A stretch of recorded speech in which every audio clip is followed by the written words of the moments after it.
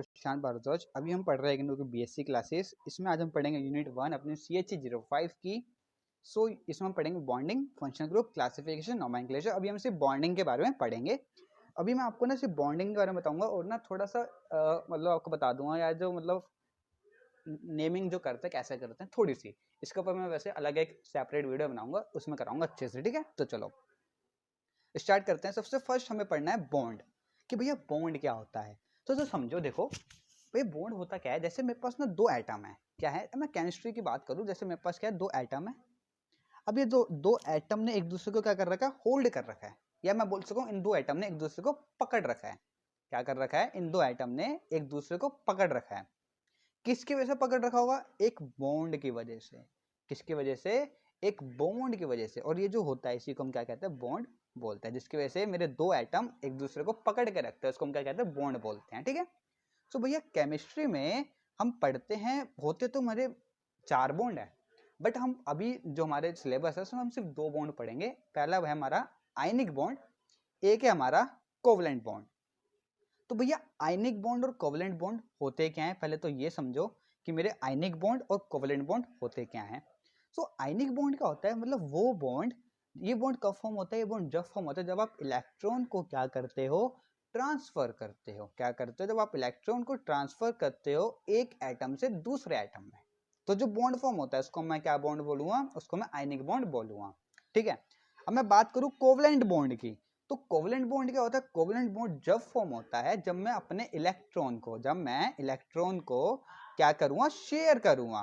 क्या करूंगा, शेयर करूंगा एक एटम से दूसरे एटम में, तो जो बॉन्ड फॉर्म होगा उस बॉन्ड को मैं कहूंगा कोवलेंट बॉन्ड बोलूंगा। सो आई थिंक ये सब आपने पढ़ा हुआ है, आयनिक बॉन्ड, कोवलेंट बॉन्ड। सो इसकी डेफिनेशन लिखी हुई है आयनिक बॉन्ड की, और ये मेरे कोवलेंट बॉन्ड की डेफिनेशन लिखी हुई है। ठीक है, अब हम आगे पढ़ते हैं बॉन्ड डिसोसिएशन एनर्जी और बॉन्ड एनर्जी, ये दोनों होती है क्या। ठीक है, सो बॉन्ड डिसोसिएशन एनर्जी होती क्या है, मतलब bond dissociation energy is the energy required to break a chemical bond. मतलब जैसे बात करें तो हम पढ़ रहे थे बॉन्ड डिसोसिएशन एनर्जी होती क्या है। होती क्या है बॉन्ड डिसोसिएशन एनर्जी, मतलब energy required to break a chemical bond. मतलब जैसे मेरा एक ही एटम है और एक ही एटम है, इनके बीच में क्या एक बॉन्ड है, इस बॉन्ड को तोड़ने के लिए जो मेरे को एनर्जी चाहिए, उस एनर्जी को मैं कहूंगा बॉन्ड डिसोसिएशन एनर्जी। क्या बोलूं, बॉन्ड डिसोसिएशन एनर्जी। ठीक है, दूसरी बात बताऊं, जैसे जितना ज्यादा मतलब जैसे मैं बोलूं, अगर मेरी बॉन्ड डिसोसिएशन एनर्जी जितनी ज्यादा है उसका मतलब क्या है कि ये बॉन्ड उतना ज्यादा स्ट्रांग है, और जितनी ये कम होगी बॉन्ड डिसोसिएशन एनर्जी उतना ही ज्यादा, मतलब उतना ही कम ये क्या होगा, मेरा ये जो बॉन्ड है उतना ही कम होगा, है ना। मतलब जो मेरा बॉन्ड डिसोसिएशन एनर्जी होती है ये क्या बताते हैं, स्ट्रेंथ बताती है इस बॉन्ड की। ठीक है, चलो इसकी जल्दी से हमने डेफिनेशन हमने देख ली। एक होता है बॉन्ड एनर्जी, क्या होता है बॉन्ड एनर्जी, बॉन्ड एनर्जी की डेफिनेशन भी होती है। ये मेजर क्या करता है, ये बताता है, स्ट्रेंथ बताता है केमिकल बॉन्ड की, केमिकल बॉन्ड स्ट्रॉन्ग है या वीक है। ओके, अब इसके हम कुछ पॉइंट्स देख लेते हैं जो बहुत इंपॉर्टेंट होते हैं, हमें पता होने चाहिए। तो जिसमें जो फर्स्ट पॉइंट है वो ये, इसकी डेफिनेशन लिखी हुई है फर्स्ट में। सेकंड में लिखा हुआ है कि जो मेरा बॉन्ड डिसोसिएशन एंथैल्पी बोल लो या बॉन्ड डिसोसिएशन एनर्जी बोल लो या बॉन्ड एनर्जी बोल लो, ये क्या बताता है, ये केमिकल बॉन्ड की स्ट्रेंथ बताता है। थर्ड है जो डायटोमिक मॉलिक्यूल्स होते हैं उनकी जो बॉन्ड एनर्जी होती है वो क्या होती है, इक्वल होती है। उनकी जो बॉन्ड एनर्जी की जो वैल्यू होती है वो क्या होती है, इक्वल होती है।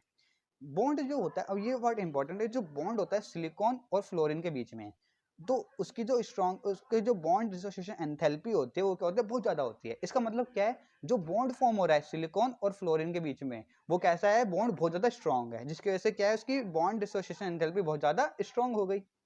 अब एक कोवलेंट बॉन्ड जो फॉर्म हो रहा है एटम और मॉलिक्यूल्स के बीच में, जब कोवलेंट बॉन्ड फॉर्म होता है एटम और मॉलिक्यूल्स के बीच में, तो तो उन बॉन्ड्स की जो बॉन्ड डिसोसिएशन एंथैल्पी होती है वो क्या होती है, कम होती है। ओके, तो चलो आगे बढ़ते हैं।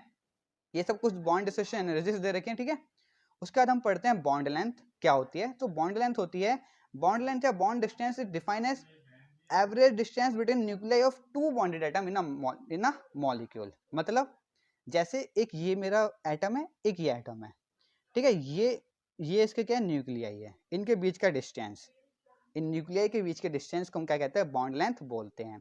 जस्ट इमेजिन इसका रेडियस r1 है, इसका रेडियस r2 है। मेरे से बोले कि भाई बॉन्ड लेंथ बताओ, तो बॉन्ड लेंथ आपकी होगी r1 प्लस r2 के इक्वल। इनकी वैल्यूज दे रखी होंगी, आप ऐड कर दो आपका आंसर आ जाएगा। सो बॉन्ड लेंथ होती क्या है, मैंने आपको बता दी बॉन्ड लेंथ क्या होती है आपकी। उसके बाद हम पढ़ते हैं क्या, बॉन्ड एंगल। बॉन्ड एंगल क्या होता है, मतलब वो एंगल जो फॉर्म होता है दो बॉन्ड के बीच में या दो बॉन्डेड इलेक्ट्रॉन पेयर्स के बीच में, उसको हम क्या कहते हैं, बॉन्ड एंगल बोलते हैं। ठीक है, आप मैंने यहाँ पर CH4 का बॉन्ड एंगल लिखा हुआ है, कितना होता है 109 डिग्री होता है। ओके, इसके बाद देखो मैं आपको कुछ ये बता देता हूँ, बॉन्ड लेंथ और स्ट्रेंथ। ये देखो मैं देखो इसको थोड़ा सा बता देता हूँ। देखो बॉन्ड लेंथ सबसे ज्यादा किसकी होगी, मतलब मैं सिंपल ये बोलूँ, जैसे मेरे पास दो छोटे छोटे हैं, दो छोटे छोटे, एक तो मेरे पास दो छोटे छोटे आइटम है और दो बड़े बड़े हैं। जो जितने ज्यादा बड़े होगा, जिसका मतलब जिसका साइज जितना ज्यादा बड़ा होगा उसकी बॉन्ड लेंथ उतनी ही ज्यादा होगी, उसकी बॉन्ड लेंथ उतनी ज्यादा होगी। और जो जितना छोटा होगा उसकी बॉन्ड लेंथ उतनी ही क्या होगी, उसकी बॉन्ड लेंथ उतनी ही कम होगी, है ना। मतलब दो छोटे छोटे, तो इसका मतलब क्या है कि इनके बीच की जो बॉन्ड लेंथ है कम होगी, और जो जो बड़े बड़े इनके बीच की क्या बॉन्ड लेंथ ज्यादा होगी, है ना। अच्छा, उसका अगर मैं बात करूं triple bond, single bond, double bond में क्या होता है, जैसे ये single, double bond, triple bond, इसका ऑर्डर कुछ इस तरह सा होता है। ऐसा क्यों होता है, देखो जितना ज्यादा इलेक्ट्रॉन होगा उतनी ज्यादा अट्रैक्शन होगी। अभी समझ जो बोल रहा हूँ समझो, जितना ज्यादा इलेक्ट्रॉन होंगे उतना ज्यादा अट्रैक्शन होगी, और जितनी ज्यादा अट्रैक्शन होगी उतना ज्यादा ये जो एटम होंगे दोनों एक दूसरे के पास आएंगे। अब जो एटम एक दूसरे के पास आएंगे तो इसकी बॉन्ड लेंथ क्या हो जाएगी, डिक्रीज हो जाएगी। तो मैं बात करूँ जो बॉन्ड की, बॉन्ड कब फॉर्म होता है, जब दो इलेक्ट्रॉन से फॉर्म होता है ना, दो इलेक्ट्रॉन से फॉर्म होता है। तो मतलब सिंगल बॉन्ड में कितने इलेक्ट्रॉन होते हैं, दो होते हैं। डबल बॉन्ड में कितने होते हैं, चार होते हैं। ट्रिपल बॉन्ड में कितने होते हैं, छह होते हैं। तो सबसे ज्यादा इलेक्ट्रॉन किसमें, ट्रिपल बॉन्ड है। सबसे ज्यादा इलेक्ट्रॉन होंगे, इसका मतलब क्या है, उनके बीच की फोर्स ऑफ अट्रैक्शन ज्यादा होगी। फोर्स ऑफ अट्रैक्शन ज्यादा है तो इसका मतलब क्या, वो दोनों एक दूसरे के पास पास आएंगे, पास पास आएंगे तो उसका बॉन्ड लेंथ कम हो जाएगी। सो ऐसे चलो इसका जल्दी से कर लेते हैं ये, ठीक है।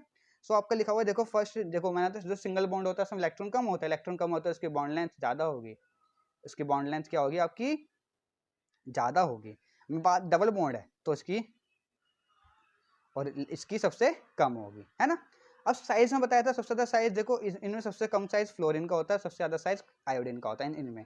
तो जिसका सबसे ज्यादा साइज होगा उसकी क्या होगी भाई, बॉन्ड लेंथ क्या होगी उसकी, सबसे ज्यादा हाई होगी। तो देखो सबसे ज्यादा किसी होगी, HI वाली की, उसके बाद Br, उसके बाद Cl और लास्ट में सबसे HF की, ठीक है। सो ये था आपका बॉन्ड लेंथ, ठीक है। अब उसके बाद मैं एक अलग सेपरेट वीडियो बनाऊंगा फंक्शन उसकी IUPAC नेमिंग के ऊपर। तो चलो मिलते हैं इसकी अगली वीडियो में, ओके।